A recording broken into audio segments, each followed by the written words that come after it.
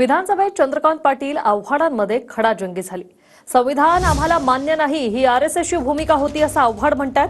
मनुस्मृतीचा स्पर्श नाही त्यामुळे संविधान मानत नाही ही आरएसएसची भूमिका होती असं जितेंद्र आव्हाडांनी म्हटलंय। जितेंद्र आव्हाडांना खोटं बोलण्याची पीएचडी द्यावी लागेल असं यावर उत्तर देताना चंद्रकांत पाटील म्हणाले। जितेंद्र आव्हाड काही थापा मारतात, चंद्रकांत पाटलांनी हा पलटवार केलाय। 26 नोव्हेंबर 1949 ला संविधान पेश करण्यात आलं। 26 जानेवारी 1950 ला ते राष्ट्राने स्वीकारलं। त्याच्यात प्रियांबल आलं, we the people of India solemnly affirm, आणि आपण स्वीकारलं।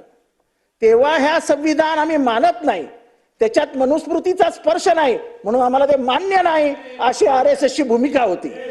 अध्यक्ष महोदय, तिरंग्याला आमचा विरोध आहे, कारण का तो 3 रंगाचा आहे। मनुस्मृतीचा स्पर्श नाही, आम्हाला संविधान मान्य नाही ही यांची भूमिका होती।